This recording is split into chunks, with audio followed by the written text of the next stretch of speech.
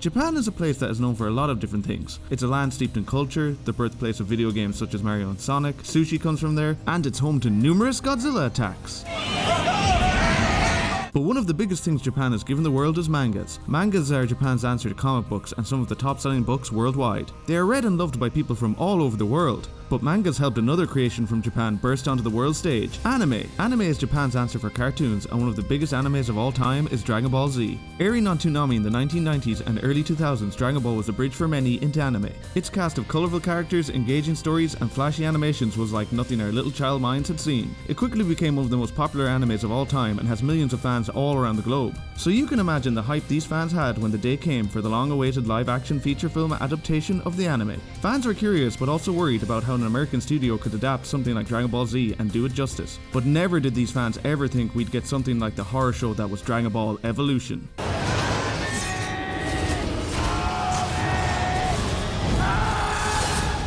Dragon Ball Evolution. Dragon Ball Evolution is a 2009 action movie film directed by James Wan and is adapted from the Japanese manga and anime series Dragon Ball by creator Akira Toriyama, which has been running since 1984. The movie film begins with an introduction to who Piccolo was and how he got sealed away in a jar by a bunch of owl lads, which is something that happened in the original anime, so okay, we're off to a pretty good start here. So let's go meet our hero Goku. Wait, what the fuck? That's Goku? Seriously? Oh Jesus, I have a bad feeling about this one. Goku is played by Justin Chatwin and he's trying to bush the head off his grandpa Gohan, but it ain't going so well. Yeah, I'm really starting to rethink this review. What the fuck is this? After getting bushed by his grandpa, Goku decides to be a whiny teenager and bitches and moans about being a loser and getting bullied at school. Yo, I could tear them apart with one hand. I don't train you to fight boys, Goku. You promised. What do you mean you didn't train him to fight? That's all they ever did in Dragon Ball, was train to fight. I said fight! But it's Goku's birthday, so his grandpa gives him a big shiny ball. This is a Dragon Ball. Collect all 7 and you get to make a wish to a mythical dragon. But Goku doesn't give 2 shits about that cause he's off to school. When in the name of fuck did Goku ever go to school in Dragon Ball? Ugh. Anyway, Goku, or Giku as he's called in school, runs into these 40-year-old bullies. Make me pay Giko.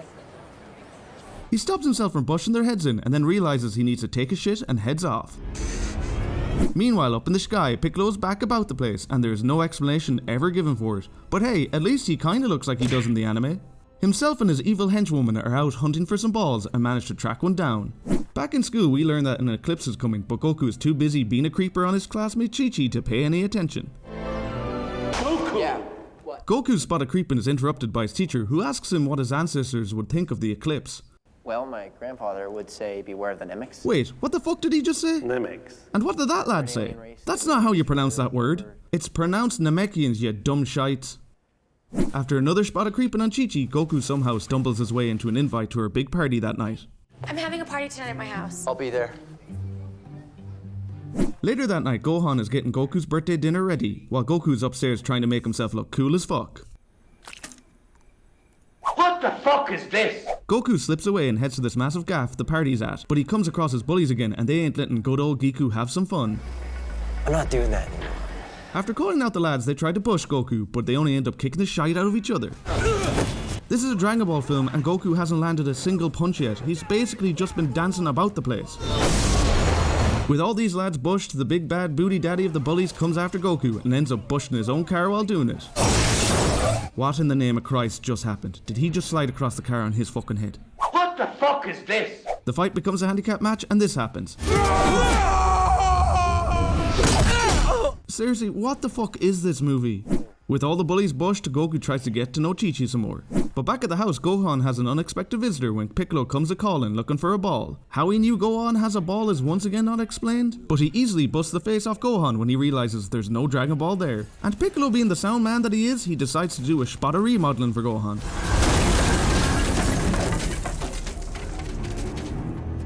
At the party, Goku's spidey sense starts to tingle, so he has to tell Chi-Chi good luck as he rushes off home, only to find Gohan totally bushed and dying. Gohan with his last breath tells Goku to find Master Roshi and the Dragon Balls.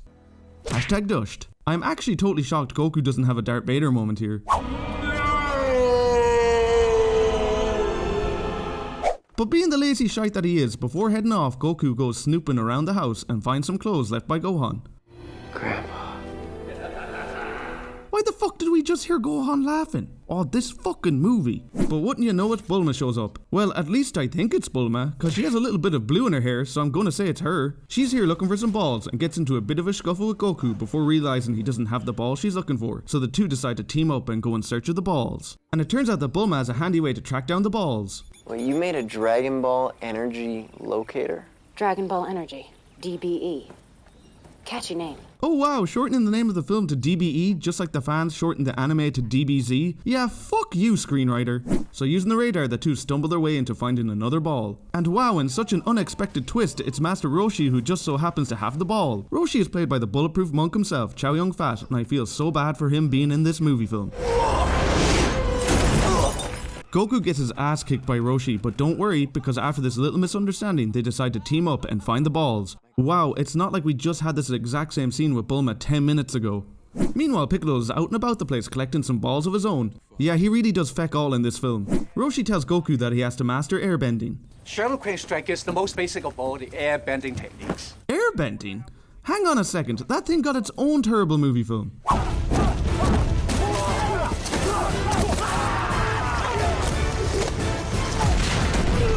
The trio head to the Stone Temple to train, but it turns out it's become a Gymshark haven. So Roshi says, fuck this, we ain't training here, so let's get the hell out of here. But wouldn't you know it, Chi-Chi is here busting some heads, and we get another awkward scene between her and Goku. I heard about your grandfather's accident. I'm so sorry. The house collapsed? You could say that. Heading off again on some truly awful green screen footage, Goku trains as Bulma tracks the Dragon Balls, only to drive them right into a giant feckin' hole which they get stuck in. And they discover the hole was dug by none other than Yamcha. Oh look, they have another misunderstanding, and of course Yamcha decides to join them in search of the balls. So he whips out his big drill and bursts his way through the cave on their way to another Dragon Ball. Piccolo is pissed that he doesn't have his balls, so he decides to give some blood and create his own putty monsters from Power Rangers. Meanwhile, wait, where the fuck are we now? How the hell did we get to the center of the earth? He's dead right! I just tried my best! Oh, fuck off, Yamcha. How much of this shite have I got left to watch? Ah, fuck it! Anyway, Goku and the gang get attacked by the putties and begin bushing some heads and toss them off into the lava in order to make a bridge for Goku. Impressive! No, Roshi, this is shite. Goku finally gets his hands on another ball and has a vision.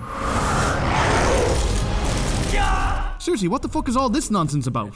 Anyway, with their time running out to collect all the balls, Roshi believes there is another way to bush Piccolo, so he heads to a temple run by Winston from Ghostbusters. He wants another containment jar to trap Piccolo in, even though we know he somehow got out of one of these before.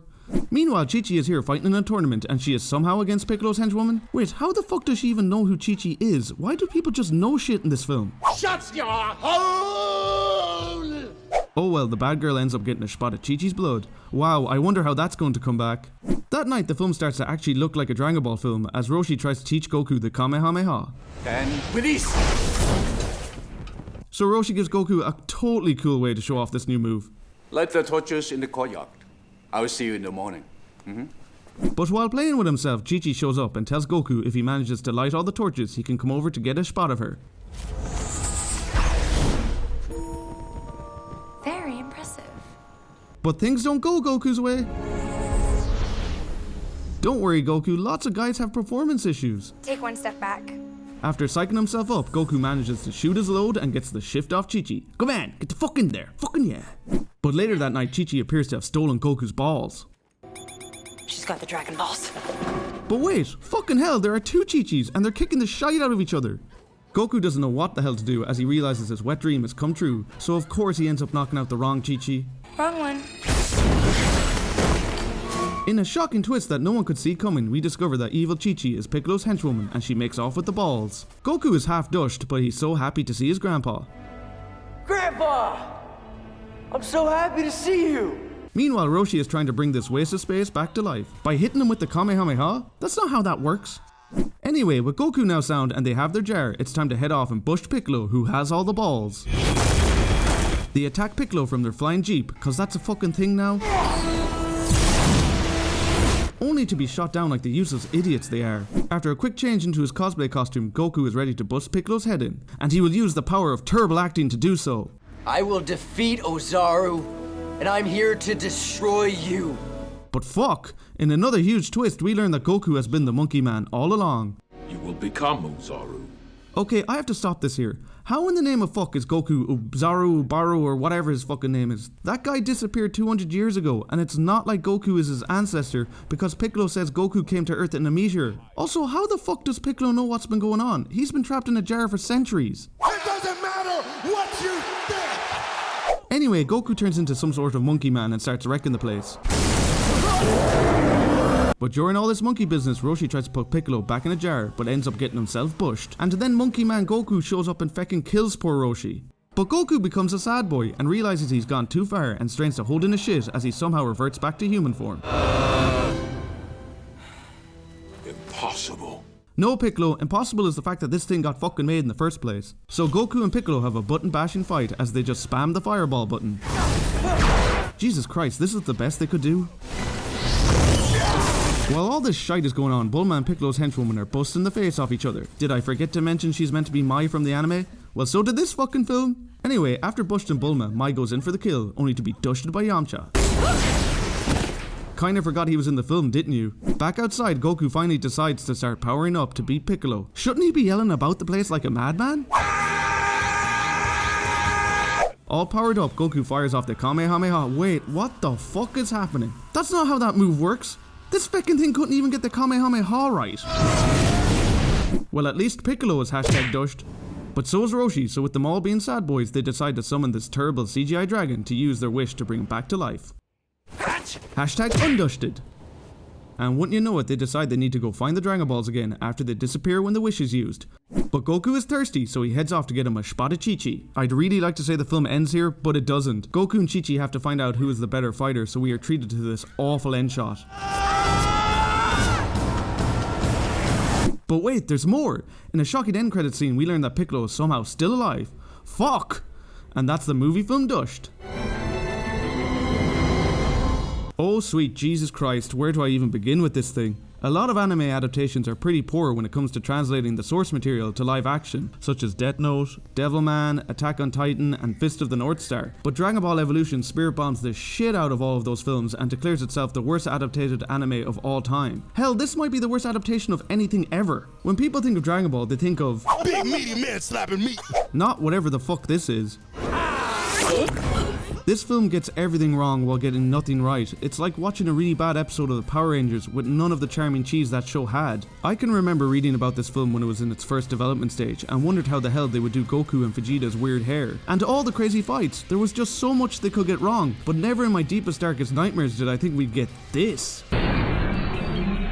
Justin Chatwin is terrible as Goku, and his performance is so lifeless and dull, and he has none of the goofy charm that Goku should have. Emi Rossum as Bulma and Jan Park as Yamcha are just totally forgettable in this film. Hell, I didn't even speak about half the scenes Yamcha is in because they're just so pointless. At least Chow Yun-Fat seems to be having a bit of fun with the movie and is trying to give a decent performance, but he just doesn't suit the character of Roshi at all. Chi-Chi really isn't given much to do besides being Goku's love interest and to give the film more of a teen drama vibe, and the less said about that the better. I will say I do like the look of James Marsters as Piccolo, and for what little screen time he has, he is at least decent. Plus he was Spike and Buffy, so he always gets a thumbs up from me. The plot, if you can even call it that, is so awful and more resembles that of a video game that appeared on the Super Nintendo than anything the show's offered. It's just so rinse and repeat. Piccolo finds a ball, Goku meets someone new, has a misunderstanding with them, person agrees to help find the balls, they find a ball, and repeat, and repeat. You have so much source material to work with, and that's what you went with? I get that it's an adaptation of the original Dragon Ball, but people came here to see some fights. Just give us some goddamn fights!